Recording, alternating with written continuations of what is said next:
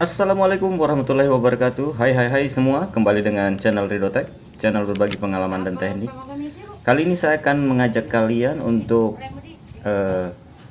benerin kulkas satu pintu yang mampet ya. Ini analisa awal, kulkasnya mampet, jadi tidak ada sirkulasi terdengar di sini, tidak ada getaran sama sekali. Terus kalau di bagian belakang saya pegang kompresornya, dia bergetar ya, berarti dia fungsi. Oke, sekarang saya akan coba buka dulu step by stepnya, bagaimana cara penyelesaiannya. Oke.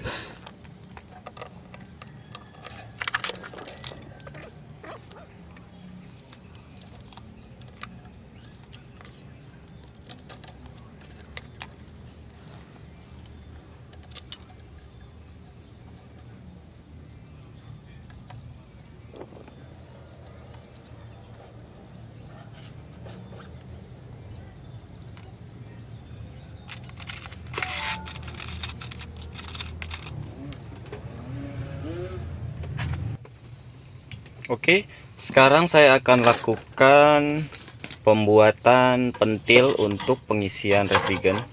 Saya akan potong dulu.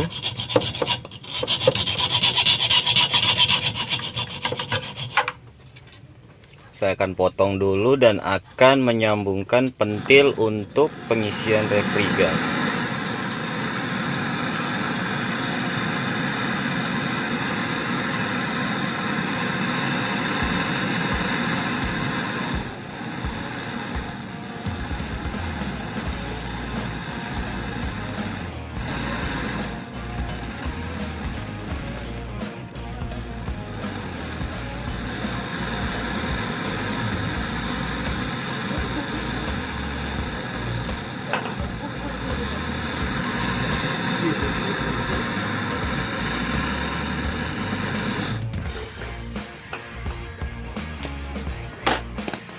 Ada nih, ada di sini.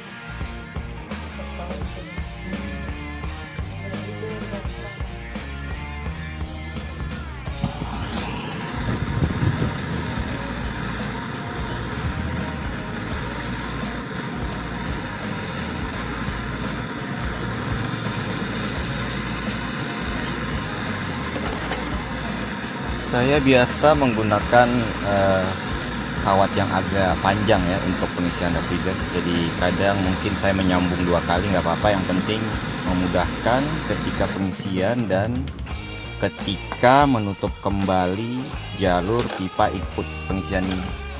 Jadi kali ini saya menyambung 2 kali ya.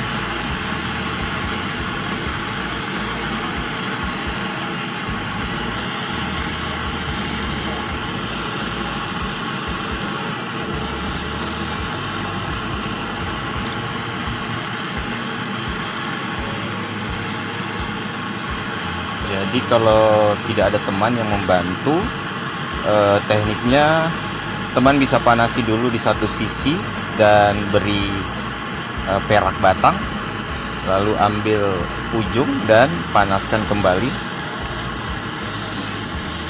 Panaskan dan masukkan. Sekiranya sudah panas, teman-teman bisa tahan dengan ujung pembakar itu dan tambahkan perak kembali. Saya biasa melakukan teknik ini ketika tidak ada teman yang membantu untuk memegang ujung pentil ini.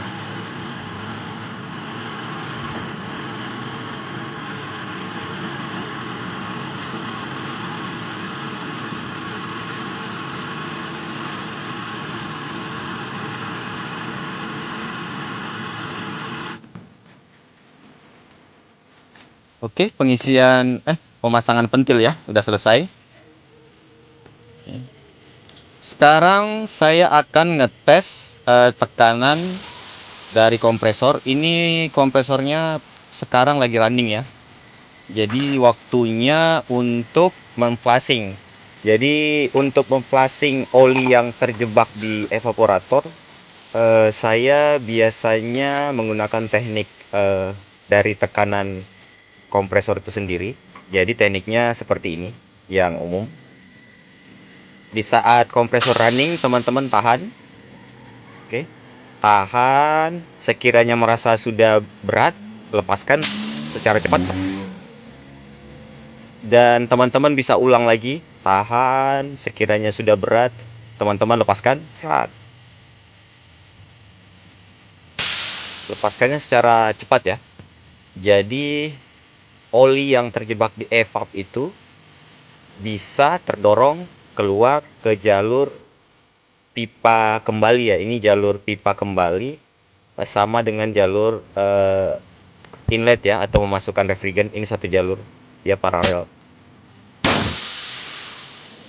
Teman-teman di sini bisa lihat olinya banyak. Inilah oli yang masuk ke evaporator. Dan sebelum ke evaporator sebentar.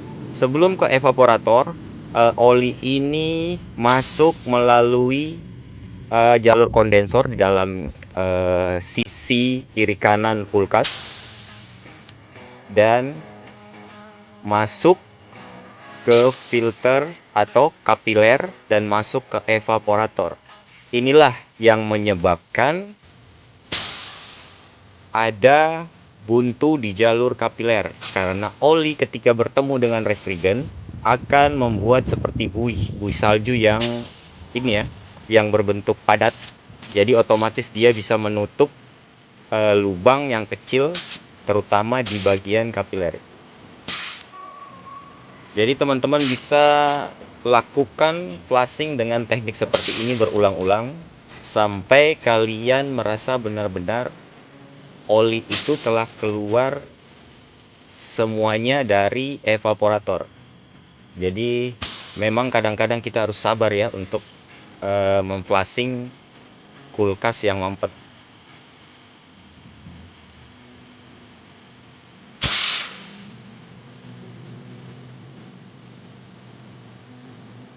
Jadi sekiranya sudah bersih dan tidak ada oli lagi yang keluar, teman-teman bisa sambungkan kembali atau las pipa ke kompresor itu. Oke. Sekarang saya mau proses vakum. Teman-teman bisa lihat ini jalur pipa inlet ya, menuju ke low pressure, dan selang yang ini menuju ke vakum. Oke, sekarang saya akan vakum dulu.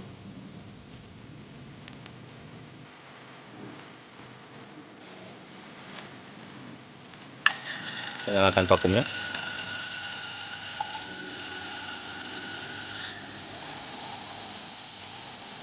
Oke, yang perlu teman-teman ketahui ketika memvakum, sebenarnya proses vakum itu tergantung feeling teman-teman atau prosesnya bagaimana.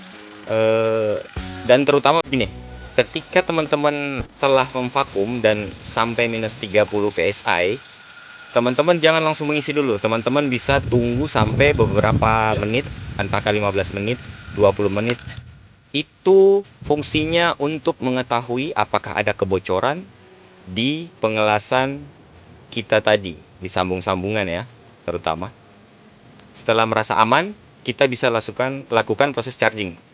Oke, sekarang saya melakukan proses pengisian ya. Ini refrigerant R1334 untuk kulkas dan sama untuk mobil ya. Oke, proses charging atau pengisian ini teman-teman bisa lakukan perlahan.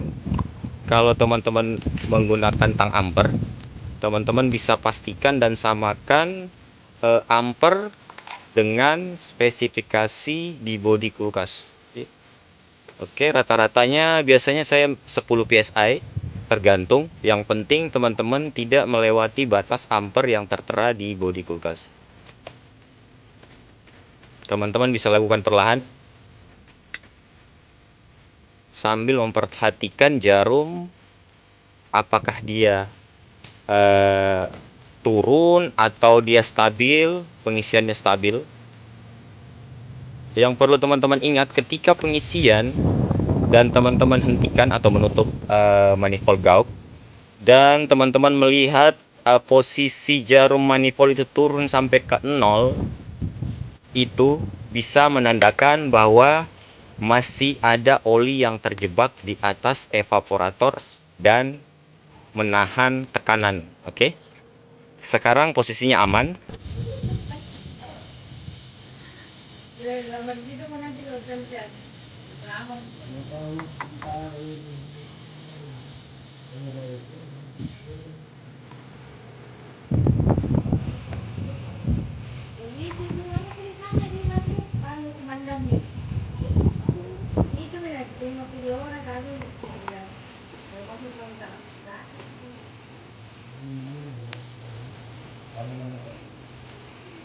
Oke, sekarang saya sudah bisa pastikan kalau jarum di manifold Gauss sudah aman dan tenang di 10 psi ya.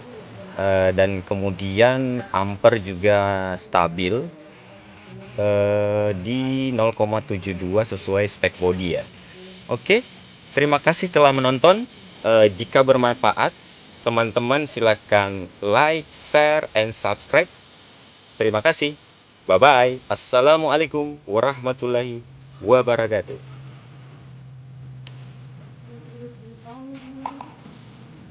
Kami bukan lagian kami,